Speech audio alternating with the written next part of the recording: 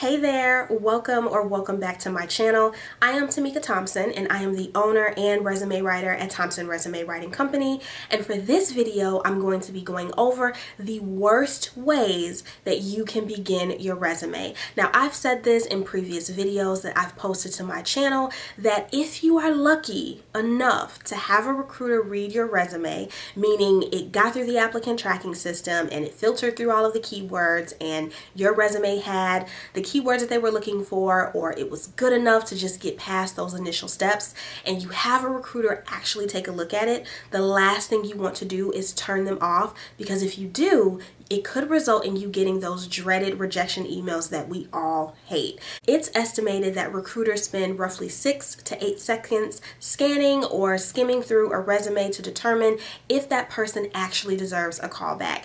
And again, starting your resume on the wrong foot can work against you. So without further ado, let's get right into it. Number one on this list, and if you watch my videos, you probably already know what this first one is going to be, and that is objective statements. Now, objective statements are played out, they are garbage, they're trash. Recruiters do not want to see them anymore. And if you're not sure what an objective statement is, it's typically 2 to 3 sentences, and it says something along the lines of, you're looking to grow in so-and-so company, you're looking to use your skills to advance within the company and contribute towards the success of the company, yada, yada, yada.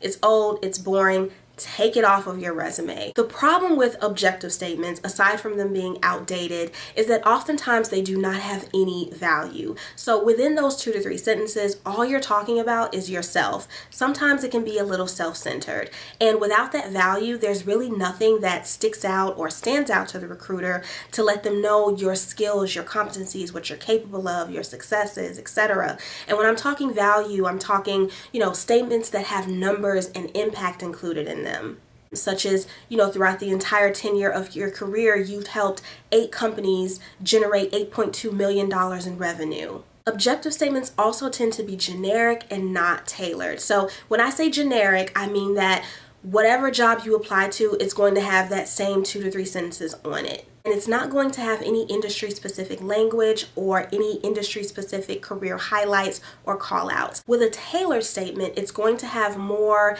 industry-specific language incorporated into it. Again, industry-specific career accomplishments and value-related statements. An example of this would be, let's say someone is in accounting and they have an objective statement on their resume that's that bland, general 2 to 3 sentences versus a tailored opening to their resume that talks about their major accounting related win or accomplishment. Next on this list is jumping directly into your education section. So if you have a master's degree, bachelor's degree, heck, even a high school diploma or a PhD, yes, be very proud of that. That's an amazing accomplishment. Kudos to you, round of applause for you, but that's not how you should start your resume. The problem with jumping directly into your education, and what I mean when I say this is that you have your name, your contact information, maybe you have a headline, and then boom, it just goes straight into you having a degree or diploma or a certificate or whatever. The problem with that is that there's no lead-in to the document. So without the value-based qualification summary or at least a career overview, they don't even know your background, they don't know your skills, they don't know why you're qualified. There's nothing that kind of warms them up to getting to your education. It's like, okay, what does this person have a master's degree have to do with the tea in China? Why am I looking at this first versus value-based impact statements, your highlights and major wins and successes? Education is important, do not get me wrong, but you do not want to start your resume with this information. There are many items that should come before that. Number 3 is with a chunky or text-heavy paragraph. And I cannot stand this as a resume writer myself, so I know recruiters hate it. And as a matter of fact, I actually read this in a recent CNBC article, which is why I felt compelled to make this video. So starting your resume with a large text-heavy paragraph is a key way to turn recruiters off immediately. And when I say a chunky paragraph, I mean a paragraph that is between 5 to 7 or 7 to 10 sentences long. So think about just like literally a block of text. The problem with chunky paragraphs is, number one, they're not visually aesthetic. I know for me, if I open anything that is text heavy, whether it's a long-winded email or a long-winded letter, I'm immediately going to look away because that is just too much for me. Number two is that it's not easily digestible. So to get whatever information the recruiter needs to get, they are going to have to read every single word.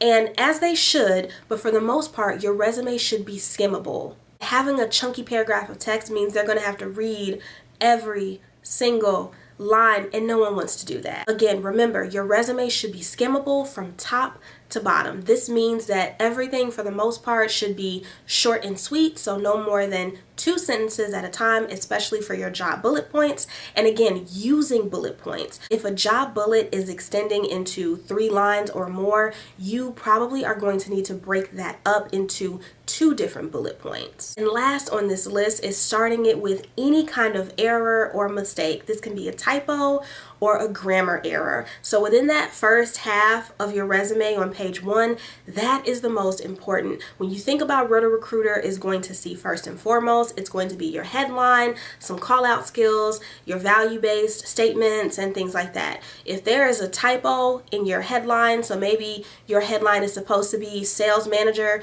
but it says sales manger, that is a big no-no. Grammatical errors as well within your first sentence. If a comma is supposed to be there but it's not, or a period is missing, those are big no-nos. And again, the quickest way to turn a recruiter off. And this actually happened to me.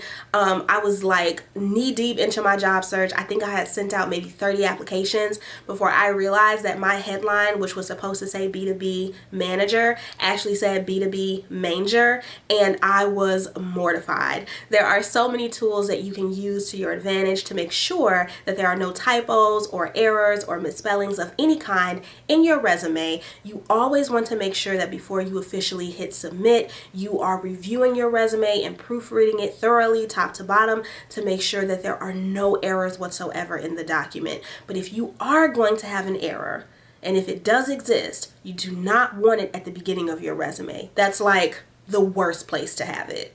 So now that we've discussed the worst ways to start your resume, here is the best way to start your resume, and that is with a value-based professional summary. And I did record a video on this to give you all some tips.